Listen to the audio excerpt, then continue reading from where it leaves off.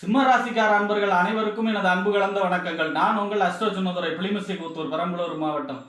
சிம்ம ராசி ஆவணி மாத பலன் 2025 நிகழும் மங்களகரமான விஸ்வாவசு வருடம் தமிழ் மாதங்களில் 5வது மாதம் ஆவணி மாதம். சிம்ம ராசிக்காரர்களுக்கு எப்படிப்பட்ட கிரக நிலைகள் இருக்கிறது, அதனால் என்ன பலன்கள் ஏற்படும், இந்த மாதம் செய்யக்கூடிய வழிபாடுகள் என்ன, பரிகாரங்கள் என்ன, எந்த விஷயங்களில் கவனமாக இருக்க வேண்டும் என்பதையெல்லாம் பற்றி இந்த காணொலியிலே பார்ப்போம். இது போன்ற தொடர்ந்து தமிழ் மாத ராசி பலன்களை தெரிந்து கொள்ளவும், ஜோதிட தகவல்களை தெரிந்து கொள்ளவும் நமது சேனல் அஸ்ட்ரோ சின்னதுரை சப்ஸ்கிரைப் செய்து கொள்ளுங்க, லைக் பண்ணுங்க, நண்பர்களுக்கு ஷேர் பண்ணுங்க. அதாவது பார்த்தீங்கன்னா உங்கள் ராசிநாதன் சூரியன் இந்த மாதம் உங்கள் ராசியில் சிம்ம ராசியிலேயே ஆட்சி பெற்று சஞ்சரிக்கக்கூடிய காலம் தான் இந்த ஆவணி மாதம். இந்த ஆவணி மாதம் 6ஆம் தேதி வாஸ்து நாள், அதாவது வீடு மனை கொள்வதற்கும் கிரக ஆரம்பம் செய்வதற்கும் மிகச் சிறப்பான நாள். அடுத்ததாக பார்த்தீங்கன்னா ஆவணி மாதம் 11ஆம் தேதி விநாயகர் சதுர்த்தி. அன்றைய தினம் விரதம் இருந்து விநாயக பெருமானை, முழு முதல் கடவுள் விநாயக பெருமானை வழிபாடு செய்யும் பொழுது நம்மளுடைய வாழ்க்கையில் ஏற்படக்கூடிய அனைத்து விதமான தடைகளும் விலகும். விரதம் இருந்து அன்றைய தினம் விநாயக பெருமான் வழிபாடு செய்யும் பொழுது. அடுத்ததாக பார்த்தீங்கன்னா ஆவணி மாதம் 22ஆம் தேதி சந்திர கிரகணம். அதாவது பார்த்தீங்கன்னா இந்த இரவு 9:56 இரவு 1:26 வரை சந்திர கிரகணம் ஏற்படுகிறது. கர்ப்பிணி பெண்கள் கவனமாக இருக்க வேண்டும். அதாவது அந்த நேரத்தில் பார்த்தீங்கன்னா எந்த வேலைகளும் செய்யக்கூடாது, வெளியே வரக்கூடாது. அப்போ சந்திர கிரகணத்தப்ப கர்ப்பிணி பெண்கள் மிகவும் கவனமாக இருக்க வேண்டும். ஆவணி மாதம் 22ஆம் தேதி இரவு 9:56 1:26 வரை. அடுத்ததாக பார்த்தீங்கன்னா இந்த ஆவணி மாதங்கிறது சூரியன் ஆட்சி பெற்ற மாதம் இல்லையா, நல்ல மாதம். அப்போ இந்த மாதம் தான் நவகிரகத்தில் 4 கிரகம் பிறந்தது இந்த ஆவணி மாதம் தான். அதாவது பார்த்தீங்கன்னா சனி, செவ்வாய், குரு, சுக்கிரன், இந்த 4 கிரகமும் பிறந்தது இந்த ஆவணி மாதம் தான். ஆக இப்படிப்பட்ட சிறப்பு வாய்ந்த இந்த ஆவணி மாதத்திலே சிம்ம ராசியை பொறுத்த வரைக்கும் உங்கள் ராசிநாதன் சூரியன் உங்கள் ராசியிலே இந்த மாதம் உள்ள ஆட்சி பெற்று சென்றிருக்கிறார். பொதுவாக ராசிநாதன் ராசியில் ஆட்சிங்கிறது யோகம். அதாவது புகழ், அந்தஸ்து, கௌரவம், உயரும், சிந்தனை, செயல்திறன் மிகச் சிறப்பாக இருக்கும். எடுத்த காரியங்கள் அனைத்தும் மிகச் சிறப்பாக வெற்றி பெறும். ஆனால் பார்த்தீங்கன்னா கேது ஏற்கனவே உங்கள் ராசியில் இருக்கார். கேதுவோட சேர்ந்து தான் பயணிக்க போகிறார் உங்கள் ராசிநாதன். அப்போ என்னன்னா கேது எந்த கிரகத்தோட சேர்ந்தாலும் எந்த இடத்துல இருந்தாலும் அதனுடைய பலனை தடுக்கும், சுருக்கும். அப்போ கேதுவுடைய அதிதேவதை யாருன்னா விநாயக பெருமான். விநாயகருக்கு இந்த மாதம் திங்கட்கிழமையிலே தேங்காய் எண்ணெயில விளக்கேற்றி அருகம்புல் சாற்றி வழிபாடு செய்ய வேண்டும். இந்த மாதம் ஃபுல்லாகவே திங்கட்கிழமையில விநாயகர் பெருமானுக்கு வழிபாடு செய்ய வேண்டும். விநாயகர் சதுர்த்தி கண்டிப்பாக விரதம் இருந்து வழிபாடு செய்யும் பொழுது இந்த கேதுவால் ஏற்படக்கூடிய தடைகள் அனைத்தும் விலகும், விநாயகர் பெருமான் வழிபாடு செய்யும் பொழுது. அதே போல் ஆரோக்கியத்தில் மட்டும் கொஞ்சம் அக்கறை செலுத்தணும். அதாவது உஷ்ண சம்பந்தப்பட்ட நோய், காய்ச்சல், இந்த மாதிரியான உஷ்ண கண் சம்பந்தமான பிரச்சனை, தலைவலி, இந்த மாதிரியான உஷ்ண சம்பந்தப்பட்ட நோய்கள் வருவதற்கு வாய்ப்பு இருக்கிறது. ஆரோக்கியத்தில் மட்டும் அக்கறை செலுத்தும். மற்றபடி சூரியன் உங்கள் ராசிநாதன் ராசியிலே ஆட்சி இருக்கும் பொழுது எடுத்த காரியம் அனைத்தும் வெற்றி பெறும். அரசு சம்பந்தமான முயற்சிகள், பதவி, பொறுப்பு இதெல்லாம் கிடைக்கக்கூடிய யோக காலமாக இருக்கும்.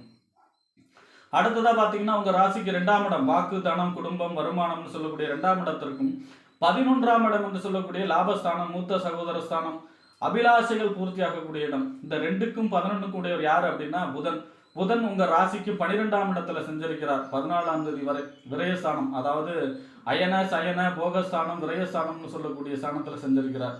பொதுவாக 2ஆம் இடத்து அதிபதி 12ல் செஞ்சிருக்கிறார் அப்படின்னா குடும்பத்திற்காக சுப செலவு செய்யக்கூடிய அமைப்பு. குடும்பத்துடைய மகிழ்ச்சிக்காக, குடும்பத்தில் ஏதாவது சுப நிகழ்ச்சிகள் நடந்து அதற்காக சுப செலவு செய்யக்கூடிய அமைப்பாக இருக்கும். குடும்பத்தில் உள்ளவர்களுக்காக செலவு செய்யக்கூடிய அமைப்பாக சுப செலவுகளாக இருக்கும்.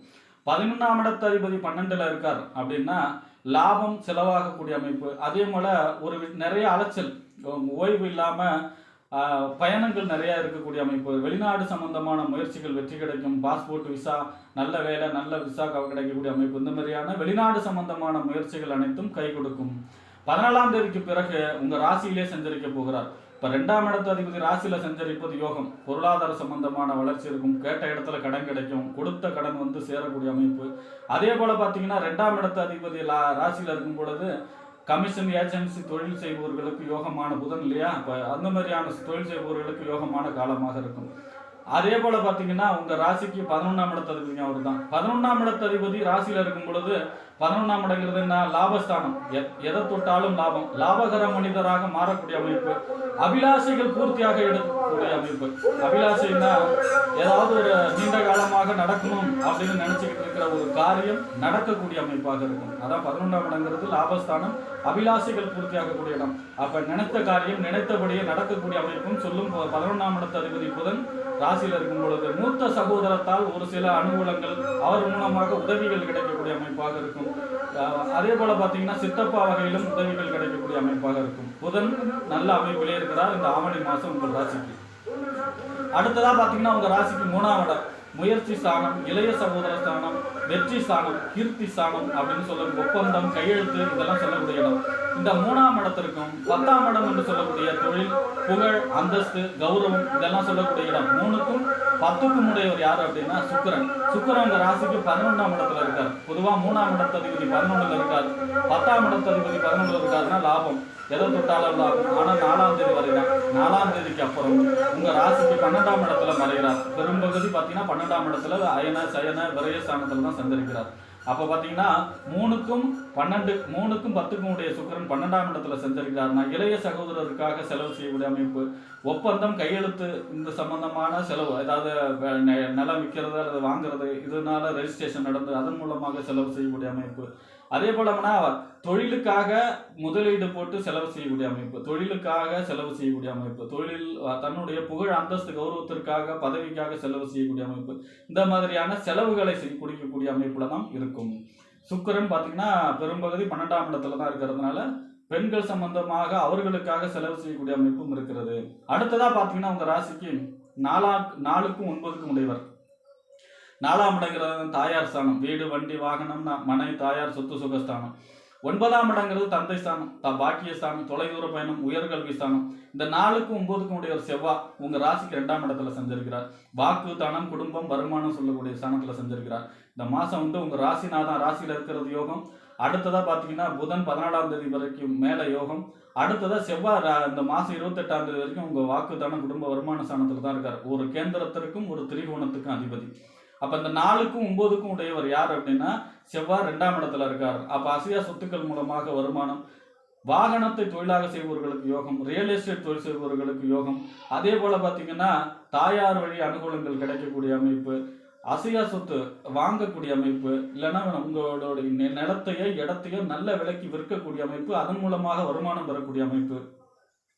9ஆம் இடத்து அதிபதி 2ல இருக்காருன்னா அதிர்ஷ்டம். எப்பெல்லாம் 9-2 சம்பந்தப்படுதோ எதிர்பாராத தனலாபம், எதிர்பாராத அதிர்ஷ்டம், எதிர்பாராத நன்மை, அதாவது இந்த பணம் வருமா அப்படின்னு நினைச்சிடுறதுலாம் அந்த பணம்லாம் வந்து சேரும் இந்த 9-2 சம்பந்தப்படும் பொழுது.